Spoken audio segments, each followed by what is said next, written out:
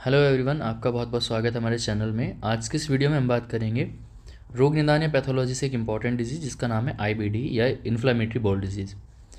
पहले हम पढ़ चुके हैं आईबीएस के बारे में, जिसको हम क्या जानते हैं, इरिटेबल बोल सिंड्रोम के नाम से जानते हैं। ठीक है, इरिटेबल बोल सिंड्रोम के नाम से जानते हैं, जिसमें जो आपके बोल मूवमेंट्स हैं या फिर आप कह सकते हो जो आपका पॉटी है, फीकल मैटर है, वो प्रॉपर तरीके से पास नहीं होता। कभी तो वहाँ पे क्या मिलता है, कभी मिलता है वहाँ पे डायरिया, ठीक है, या कभी वहाँ पे मिलता है कॉन्स्टिपेशन। तो इसको कहते हैं जो आपके बॉल थे वो इरिटेट हो चुके हैं, तो इसको हम क्या कहते हैं, इरिटेबल बॉल सिंड्रोम। और एक आईबीडी है, ये था हमारा आईबीएस, ठीक है, और एक दूसरा हमारा है आईबीडी। आईबीडी बेसिकली क्या है, इन्फ्लामेटरी बॉल डिजीज़। ये अगर हम बात करते हैं इन्फ्लामेटरी बॉल डिजीज़ के नाम से समझ में आ रहा होगा। इन्फ्लामेटरी मतलब इन्फ्लामेशन कहाँ पे हुआ है, जहाँ पे आपका बॉल मूवमेंट होगा। ठीक है, तो बेसिकली अगर हम बात करते हैं आईबीडी के बारे में, तो यहाँ पे दो डिजीज़ को इंक्लूड किया जाता है, या आप इसको कह सकते हो कि ये जो डिजीज़ है इसमें दो डिजीज़ पाई जाती हैं, या इसका दो टाइप में क्लासिफिकेशन होता है। पहला होता है अल्सरेटिव कोलाइटिस और दूसरा होता है हमारा क्रॉन्स डिजीज़ के नाम से। ठीक है, या तो आप कह सकते हो कि इसमें क्या होता है, अल्सरेटिव कोलाइटिस या क्रॉन्स डिजीज़ मिलती है, उसको हम क्या कहते हैं, इन्फ्लेमेटरी बॉल सिंड्रोम कहते हैं, इन्फ्लेमेटरी बॉल डिजीज़ कहते हैं।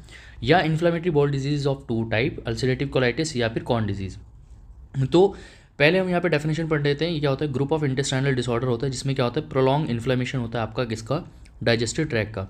अब आपको पता है कि जो आपका डाइजेस्टिव ट्रैक है वो कहाँ से स्टार्ट होता है, माउथ से स्टार्ट होके जो आपका एलिमेंट्री कैनाल है एनस तक ओपन होता है। ठीक है, तो अब देखो ये आपका यहाँ पे है, ये हमारे है स्मॉल इंटेस्टीन। ठीक है, ये हमारा स्मॉल इंटेस्टीन और ये हमारा है लार्ज इंटेस्टीन। अगर इन्फ्लामेशन, अगर क्या है, इन्फ्लामेशन और साथ में अल्सर्स जो हैं वो अगर लार्ज इंटेस्टीन पे पाए जा रहे हैं, ये वाला एरिया है लार्ज इंटेस्टीन का। ठीक है, तो अगर लार्ज इंटेस्टीन पे इन्फ्लामेशन है और अल्सर्स हैं तो उसको हम नाम देते हैं अल्सरेटिव कोलाइटिस। क्या कहा जाता है इसको, अल्सरेटिव कोलाइटिस।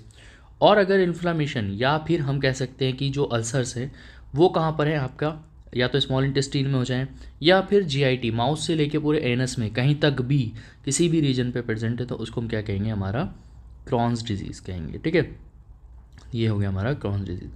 अगर इन्फ्लामेशन और क्या है, अल्सर्स स्पेसिफिकली कहाँ पर है, लार्ज इंटेस्टीन पे है, तो उसको हम क्या कहेंगे, अल्सरेटिव कोलाइटिस।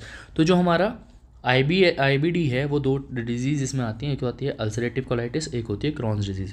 तो अल्सरेटिव कोलाइटिस क्या है, cause by mucosal inflammation and source यानी कि ulcers in lining of large intestine. तो बेसिकली अगर कहाँ पे है इन्फ्लामेशन, म्यूकोसा में, किसकी म्यूकोसा में, जो हमारी लार्ज इंटेस्टीन की है।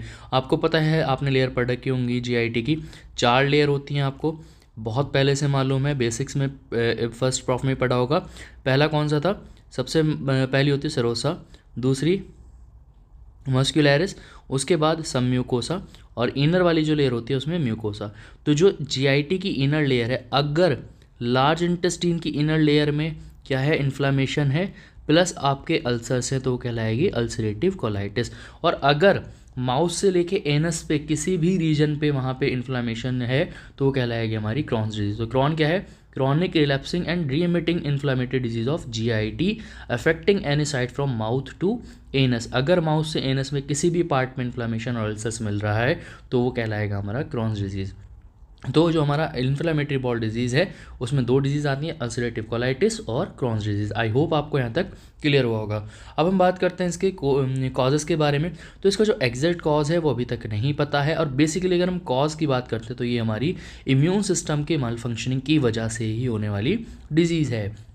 तो यहाँ पे कौन सी डिजीज आई, दो आई हैं हमारी।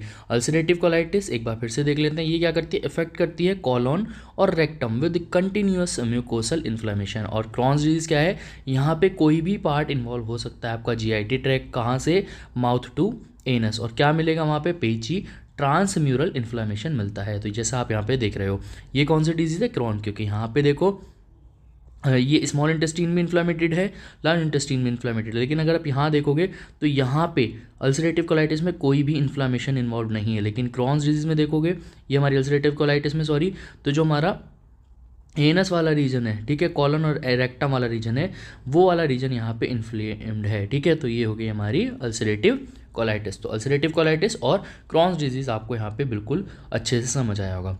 तो अब हम बात करते हैं फीचर्स क्या मिलेंगे। अब देखो फीचर्स क्या मिलेंगे, डायरिया मिलेगा, ठीक है। एब्डोमिनल पेन होगा, इन्फ्लेमेशन वगैरह है, क्रैम्पिंग वगैरह मिलेगी, ब्लॉटिंग रहेगी, ठीक है।